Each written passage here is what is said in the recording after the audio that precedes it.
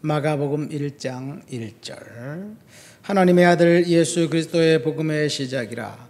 선지자의 글에 보라, 내가 내 사자를 내 앞에 보내노니 그가 내 길을 준비하라.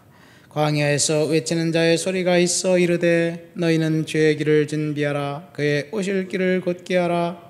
기록된 것과 같이 세례 요한이 광야에 이르러 죄 사함을 받게 하는 회개의 세례를 전파하니 온 유다 지방과 예루살렘 사람이 다 나아가 자기 죄를 자복하고 요단강에서 그에게 세례를 받더라.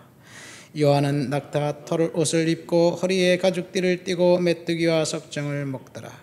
그가 전파하여 이르되 나보다 능력 많으신 이가 내 뒤에 오시나니 나는 굽혀 그의 신발끈을 풀기도 감당하지 못하겠노라.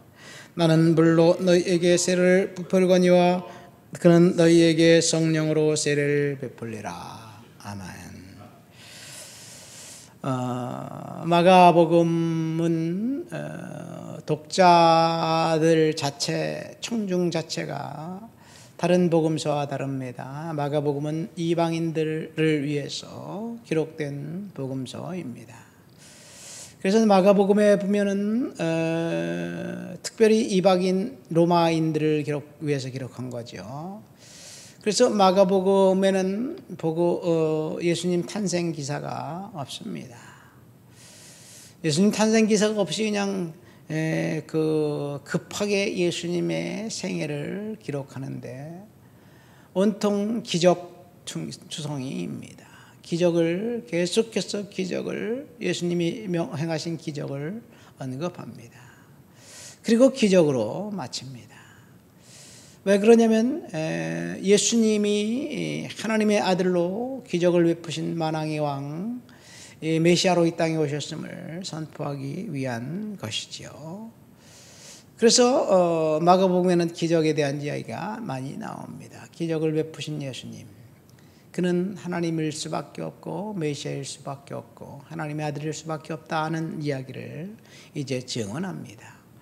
오늘 마가복음에서 예수를 증언하기 전에 먼저 한 사람을 증언하는데 그 사람이 누구냐? 세례 요한입니다.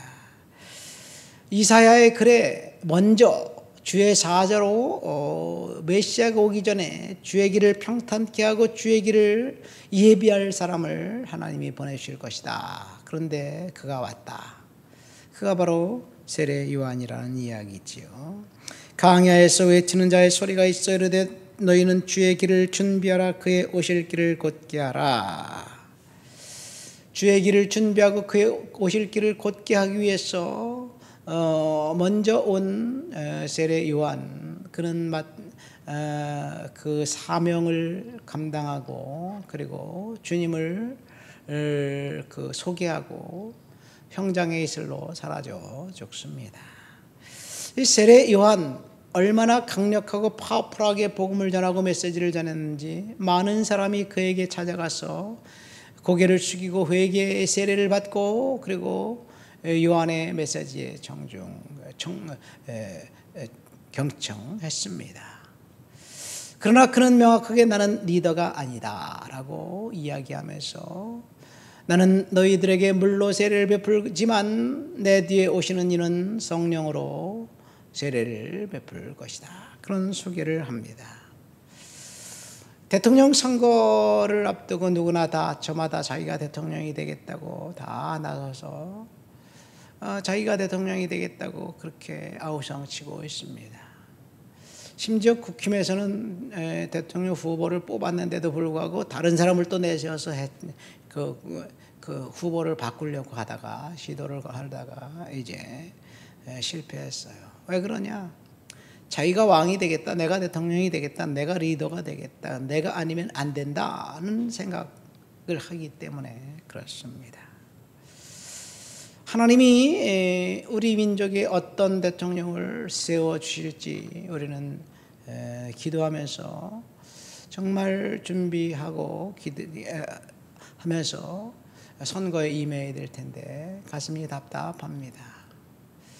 하나님이 그 사람을 냈다면 할 수 없겠지만 만약 그분이 대통령이 되고 이제 그 대법원 고등법원에서 대통령 선거 후에 판결을 한다 그랬으니까 대법원에서 파기환송했기 때문에 이거는 그 범죄한 사실을 판결할 수밖에 없는데, 대통령이 됐으니 판결하지 말아라, 아니 대통령이 됐으니 무죄를 준다.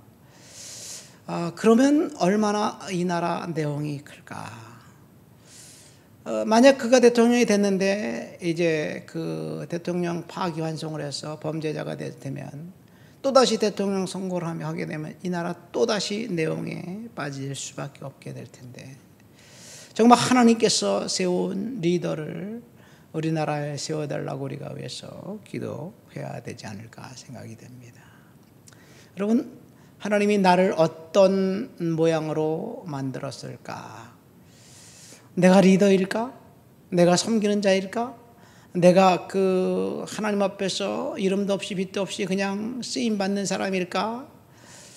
각각 자기 자신을 생각할 때 자신은 특별한 사람이라고 많은 사람들이 생각하면서 그렇게 살아가고 있지만, 사실은 하나님이 쓰임의 모습이 각각 다르지 않을까 생각됩니다. 그렇다고 운명론을 이야기하는 것은 아닙니다.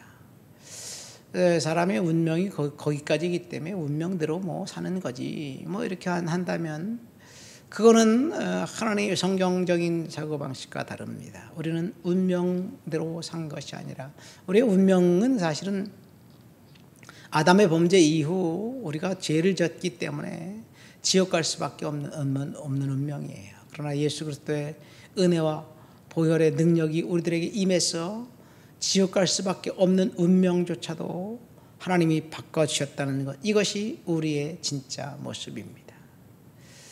우리의 인간의 진짜 모습은 하나님의 형상대로 창조된 하나님의 작품, 하나님의 자녀, 하나님의 그 고유한 신성을 우리 인성 속에 녹아있는 그런 사람들이에요. 그래서 사람들이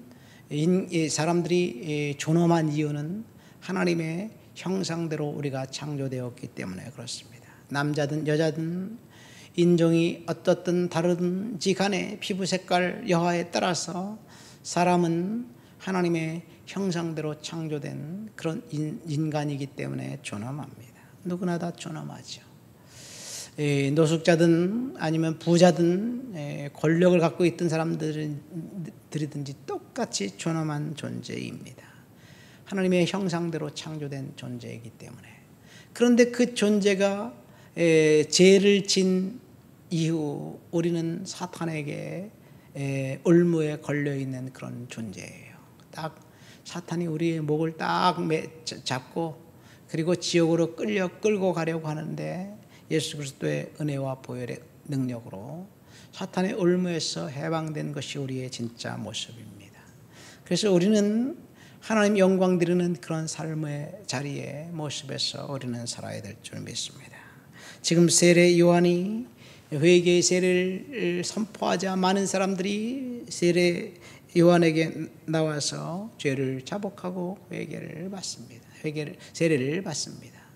저와 여러분들이 해야 될 일은 우리의 죄를 날마다 자복하고 하나님 앞에 회개하고 그리고 거룩하게 하나님의 자녀답게 그렇게 살아가야 된다는 것. 우리가 선거를 앞두고 우리 대한민국을 위해서 긴장을 놓치지 않고 계속해서 기도할 것은, 하나님 이 나라의 정직하고 깨끗한 리더로 대통령을 세워 주시옵소서. 우리가 위해서 끊임없이 기도하면 하나님께서 우리들의 마음을 듣고 응답해 주지 않을까 생각됩니다. 하나님 아버지 감사합니다. 세례 요한은 메시아의 길을 예비하는 자로 왔다는 사실을 알고 자기의 직분에 충실했음을 이 시간 본문을 통해서 알게 되었습니다. 우리들의 하나님의 형상을 닮은 하나님의 자녀로 이 땅에 창조되어 이 땅에 왔고 하나님을 예배하는 예배자의 모습을 갖고 거룩하고 정결하게 하나님 앞에서 예배자로 삶을 살아갈 수 있도록 주여 도와주시옵소서. 대한민국을 다시 한번 주님의 손에 올려드립니다. 대통령 선거를 통해서 하나님의 뜻이 이 땅에 이루어질 수 있도록 이 땅을 지켜주시옵소서. 정결하고 거룩한 자가 리더로 세움받을 수 있도록 도와주시옵소서. 예수님 이름으로 기도합니다. 아멘.